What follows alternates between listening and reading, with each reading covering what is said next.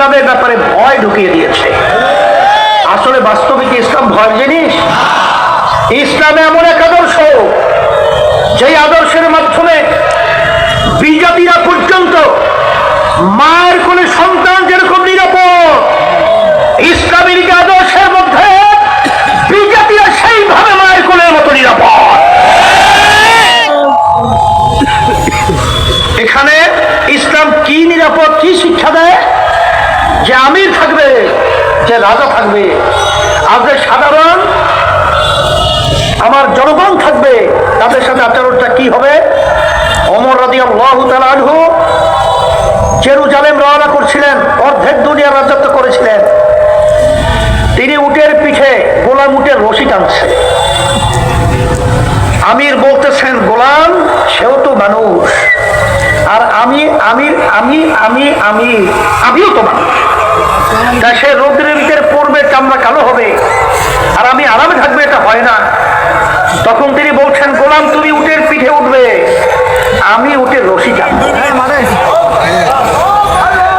আমির উটের রশি টানছে, আর গোলাম উটের পিঠে বসে, আবার আমির উটের পিঠে, গোলাম রশি টানছে। এর নাম হলো সাম্য, এর নাম হলো মানবিক মর্যাদা, এর নাম হলো ন্যায় বিচার। এরপরে অন্য উদাহরণ আমি বেশি দেব না, আমি দুই একটা উদাহরণ শোনালাম। এখন আমার কথা হলো, আমার ভাইদেরকে বলবো, এই কুড়িগ্রাম জেলায় আমার আব্বাজান রহমাতুল্লাহি আলাইহি তিনি ঘোষণা করেছিলেন যে কুড়িগ্রাম জেলাটা হলো দ্বিতীয় চরমোনাই। আমি আগে বুঝতাম না দ্বিতীয় চরমোনাই হয় কিভাবে।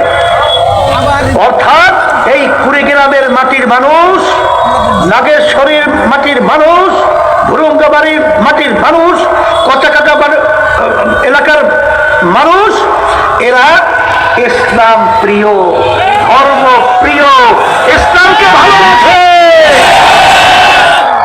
সেজন্যই আব্বাজান বলেছিলেন যে কুড়িগ্রাম হলো দ্বিতীয় চরমোনাই।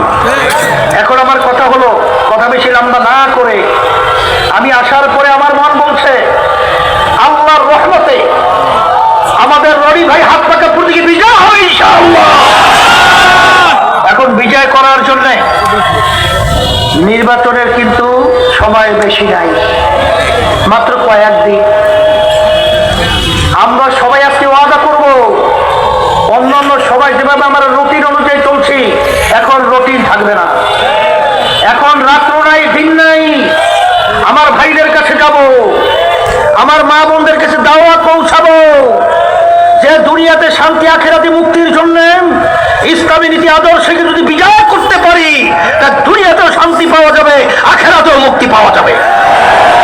এই দাওয়াত নিয়ে রনি ভাইকে হাত পাকা প্রতীকে বাংলাদেশ ইসলামের পক্ষে বাক্স কিন্তু এখন একটাই। কয়টা? আবার জোরে বলেন। জামাত এবং জামাত